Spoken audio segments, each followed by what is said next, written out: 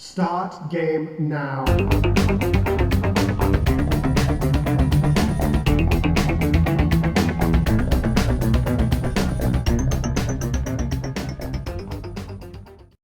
Welcome, Retro Gamers. This is the No Swear Gamer with Retro Reviews, a very special episode for April 15th, Tax Day. And how else could you better spend Tax Day than by playing games based on taxes? I looked through an extensive catalog of all video games based on taxes, and I decided to go with Tax Avoiders for your Atari 2600 system. This was made by American Video Games. It is the same great company that brought us such classic hits as Tax Avoiders for your Sears Telegame system and Tax Avoiders for your Atari video computer system. Yeah, American Video Games only ended up making Tax Avoiders. I don't know why they only stopped with this game. I mean, they had a pretty good thing going, I would think. It says that this game was conceived by a former IRS agent and was designed by an independent investment advisor. How can you go wrong with that? I don't know, but we're going to find out. I do like the kind of ketchup and mustard kind of coloring they got on this label. It's nice and deep in red. Actually kind of makes your 1040 form look kind of thrilling with the crosshair, even though the crosshair has absolutely nothing to do with the game. That's right, there is no shooting in Tax Avoiders. So join me and my special co-host, Wedding Ring, because I figured maybe if I put my wedding ring as my co-host, I can make it a tax write-off, don't you think?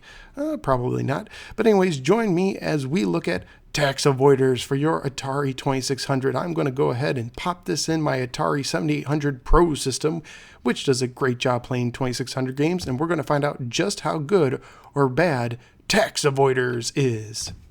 Tax Avoiders is from the year 1982. It is a one-player platformer, and in it you play John Q, the overtaxed player. Your goal in the game is within 1 year to make $1 million after taxes. And how you do it is split in between two separate screens. Each screen represents about a quarter of the year. So for the first quarter, you first go out making as much money as you can. This is done by going through a series of 4 platform levels. Each level represents a different bureaucratic level. That's what the manual says. You want to know it by looking at the screen. And each one of the levels is filled with several dollar signs and little red squiggly lines that are actually supposed to represent red tape. Your job, as you probably guessed it, is to collect the money and avoid the red tape until the quarter is done. Now, this can be very difficult to do for several reasons. First of all, these icons are constantly blinking, looking like they're moving all over the place. So you'll find yourself basically collecting all of them no matter what you do. I did find it a little bit easier to avoid the red tape if I tried to push the button to jump over it. That is the only action that the button is assigned to. So if you jump over it, you might avoid it, but there was many times that despite my best efforts, I did not. So you go through these 4 levels. In between all 4 is a elevator that you cannot see until you get on it. It is very, very interesting. So for instance, let's say you start at the bottom level, you collect all the stuff you want, you have to just stand in the middle of the screen until all of a sudden a elevator magically appears and begins to lift you up to the other levels, which you try and get off on. Now, if you're on one of the higher levels, you can try and drop down from the top, and you might hit the elevator. It seems to be traveling up and down without you seeing it. No, that is not the recording. You cannot see the elevator unless you're on it. But that is just one of the difficulties in it. And yes, the way that you see the money and the red tape blinking is how it is. Now later on in the video, there's another character that might disappear. Sometimes when you record old Atari games, due to like interlacing or some other magical problem, maybe it's dwarves or goblins, maybe, but sometimes you lose some icons and they just sort of disappear even though the person playing it can see them, and we'll see that in the next level perhaps. But after a while, after you go through the first level, the second screen comes. I believe it is still the same quarter, and during that time it's time to invest. Now, there will be different icons that pop up. For instance, at the beginning of every quarter, there is this kind of asterisk sign, which is the sun. You collect that represents investing in solar energy. There's other icons one that's supposed to be an oil drum, one that looks like a car that's a train caboose, one that is a little flask that's research and development. Your goal is to gather them and try and make money off your investments. Now, the thing with the investments is you can either earn or lose money, and you don't know. It's basically a 50-50 chance that you'll earn or lose money. You don't know what will happen until you touch it and pay attention to your money sign, but you're constantly moving so much that you're really not going to pay much attention to what's going on, because there is a character on screen who is constantly chasing you. Now, the interesting thing about this character is he's actually 3 in 1. That's right, that one guy on the screen chasing you represents 3 different guys who could be your friend or could be your enemy depending on his color. Every time he changes color, he becomes a new person. Now, he has basically 3 different personalities. The first is the black character. When he's completely black, he is Eggy, the IRS agent. If he touches you as Eggy, the IRS agent, you will automatically get audited. You will automatically lose half your money, and your investment time is done, and you'll go back to the income levels. Now, if he turns green, he becomes Waggy, and I'm not making this up, this is in the manual, the CPA advisor. Now, if you touch him, he will charge you $1,000 for his services. Now, the good news is he will help you avoid taxes in the future and get better investments, but it will cost you $1,000 off the bat. And the third character is Toodles when he turns pink. And Toodles is an investment advisor who will help you get good investments, doesn't cost you any money. There will be a little briefcase after you get an investment that appears on screen. You can jump down to it and touch it, put your investment in there to shield it from taxes. Yeah, gang, doesn't this game sound like fun? And you just rinse and repeat until the level's done or until you touch Eggy, the IRS agent. So that is the 2 levels. They go back and forth all year. If you look at the bottom of your screen, you can kind of see a little abbreviations for each month so you can get an idea where you're at.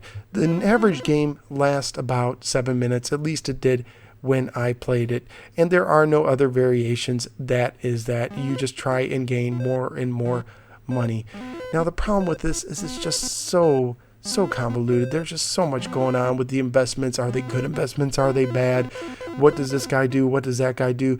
You go to touch the guy when he is one color and he changes another, and he was once good and now he's bad. It's a very interesting dynamic. It is a little bit difficult on the second screen to also climb the ladders. Not so hard to jump from level to level. I actually thought that was pretty easy. So the control is okay. But in the end, you have a game that is just not that much fun. When I finally figured it out, I had a little fun, and my guess is most people who did not have a chance to look at the manual had no idea what was going on. Could you imagine 1 minute you touch the guy, he's one color, and you're sent back, you don't know what's going on, the other minute you touch him and a little different icon appears?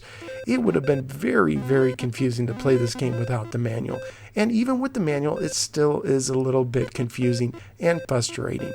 Now, in my recording, there might have been times when the IRS agent or CPA or whatever, when he changes colors, he disappeared. That does not happen in the game. He is constantly either one color or the other. That, again, it just happens with recording on modern technology. The graphics in this game, they're okay. Nothing really great. The sound effects, again, same thing. They're okay. Nothing to write home about. It is a pretty family-friendly game. There's no blood. There's no shooting. Nothing going on. The only swearing that will happen is if someone gets frustrated with the game. And in that case, just control your mouth around the little ones, okay? So it is a pretty family-friendly game. But would I recommend it? Only to the hardcore collectors. eBay, if you did want to get a copy of this cartridge, it goes for around $10 to $12. It'll get it shipped to your home. That's before taxes. So $10 to $12. I did see a new copy that recently sold for around $50. Didn't see any complete listings. So it is one of a rarer game, but it's not highly sought after, probably because it's not very fun. Actually, the best part of the game is the nice packaging, the red label. So in the end, would I recommend tax avoiders for the Atari 2600? No, I would not. As a matter of fact, when compared to the other games I've ranked, and I've ranked 3 other games, I would have to put it straight at the bottom of the list. So that's right, I would definitely recommend Bubsy for your Sega Genesis over Tax Avoiders. Really, it could have been worse, but it's a game based on taxes, and it's the only one I know of that is strictly based on taxes, and there's probably a reason for it. I do wonder if I went to my local H&R Block if I might find one of the developers of the game and get them to autograph it. I think that would be incredibly cool. But in the end, Tax Avoiders is a pass for me. Hey, if you enjoy retro reviews, I would appreciate it if you would hit that little like icon and maybe even subscribe. I'll be doing more retro games for all sorts of systems, and as well as other retro items that might be of your interest.